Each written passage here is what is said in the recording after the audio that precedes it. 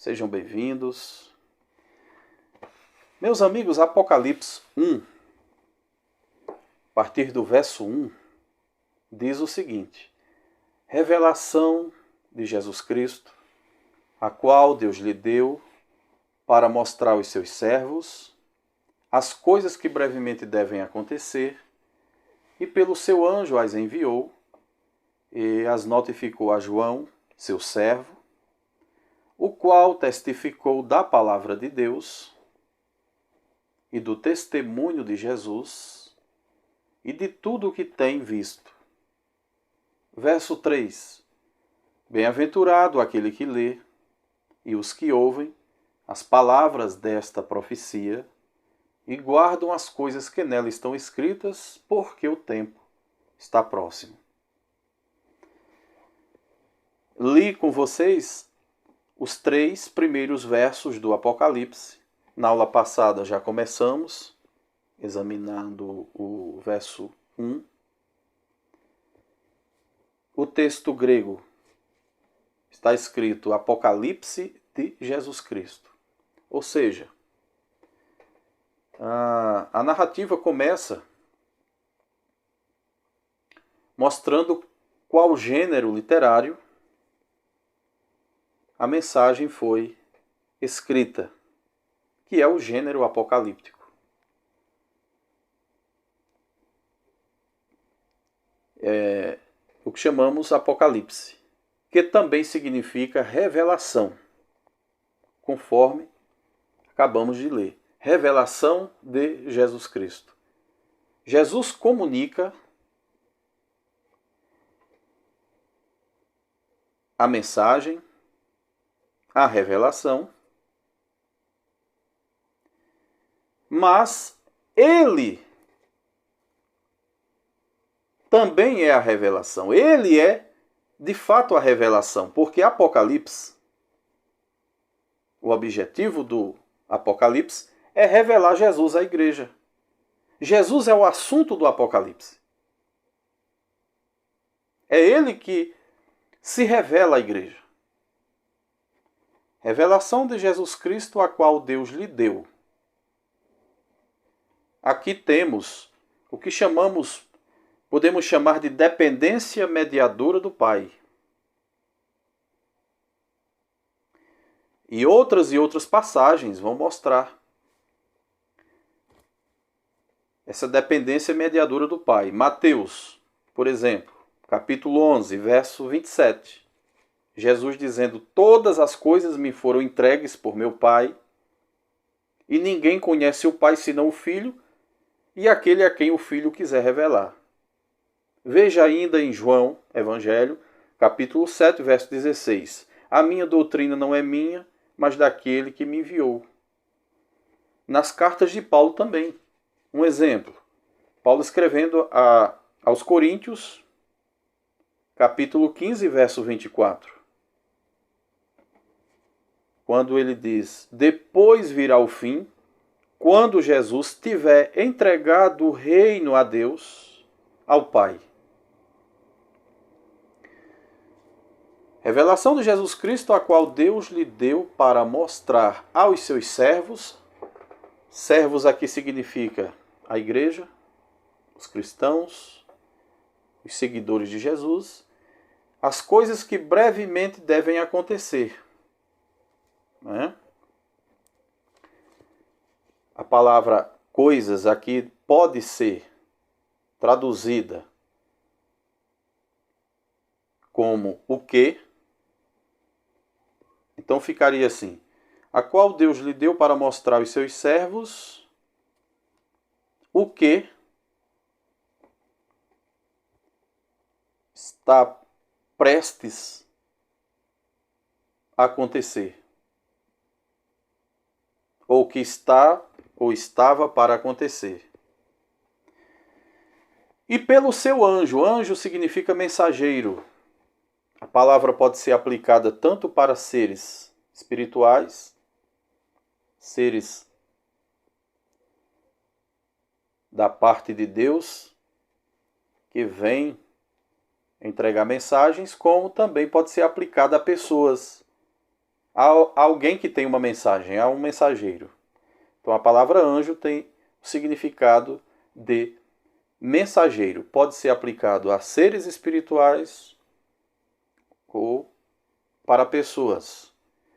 E as notificou a João, seu servo. Notificou aqui, a meu ver, não é uma boa tradução. Por quê? Porque a palavra que temos no grego é símane. Daí vem a palavra semiótica, a ciência que estuda o simbolismo. Então a palavra símane tem aqui o significado, ou seja, pode ser traduzida por significar. E aí ficaria assim, que brevemente devem acontecer, e pelo seu anjo as enviou e as significou a João.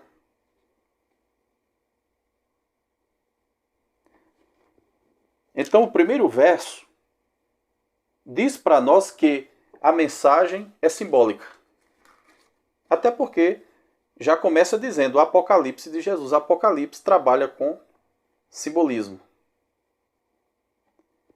E aqui o anjo as envia por meio de símbolos a João. Aí termina dizendo seu servo. Então a mensagem é simbólica. E aí, muita gente não tendo esta informação, vai se deparar, vai encontrar várias imagens no Apocalipse e a pessoa fica sem entender. E às vezes quer interpretar e vai correr um sério risco de fazer uma interpretação errada por não conhecer o significado daquelas imagens. Certo? Então, é preciso ter um conhecimento antes de interpretar o texto, de partir para interpretar o texto.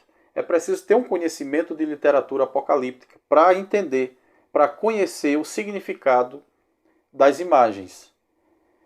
E quando ele encerra, e quando o verso encerra dizendo João, seu servo, é porque lá é importante a gente observar esse final. Por quê? Na época que o Apocalipse foi escrito, claro que as pessoas sabiam quem era João. Mas depois houve uma dúvida lá nos primeiros séculos da igreja. Quem era João?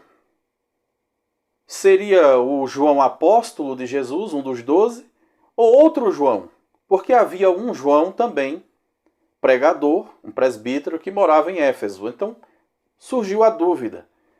E a tradição da igreja vem dizer o seguinte, olha, João é João apóstolo. João, que escreveu o Apocalipse, é o mesmo que escreveu o Evangelho. É João, um dos 12, o apóstolo de Jesus. Verso 2. O qual testificou da palavra de Deus. Palavra de Deus aqui é o Evangelho. João era apóstolo e pregador do Evangelho, e por isso estava sendo perseguido pelo Império Romano. E do testemunho de Jesus Cristo. Ele era testemunha, como apóstolo. Ele testificou da palavra de Deus, ele testificou por meio do Evangelho, e também foi testemunho, o testemunhou, era uma testemunha do testemunho de Jesus Cristo, conforme diz o texto. Veja o que diz, vamos para João, Evangelho agora, João capítulo 8, verso 18. Jesus dizendo, eu sou o que testifico de mim mesmo e de mim testifica também o Pai que me enviou. Ou seja, Jesus veio para dar testemunho da verdade. faculdade. E João, como apóstolo, testemunhou o testemunho de Jesus, porque João esteve presente. João esteve muito próximo de Jesus. Durante o ministério de Jesus, João esteve ao seu lado. Dos 12, João foi um dos primeiros a ser chamado por Jesus, né? Foi um dos primeiros para ser chamado ao apostolado. Foi João. João esteve no monte com Jesus no momento da transfiguração. Apenas 3 apóstolos subiram ao monte: Pedro, Tiago e João. Então João era muito próximo de Jesus. Até na hora da morte, João estava lá, perto da cruz, próximo da cruz. E sabe a quem Jesus deixa Maria?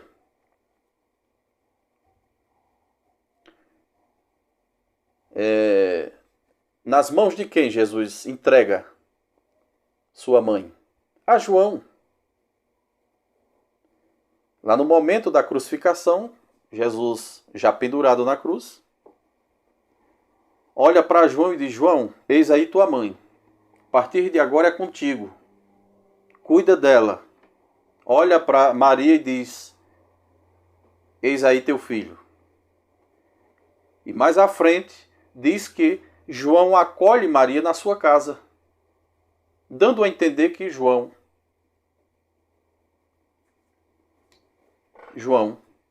passou a cuidar de Maria como se fosse o filho dela, conforme a orientação de Jesus. Então João era muito íntimo de Jesus, era amigo de Jesus.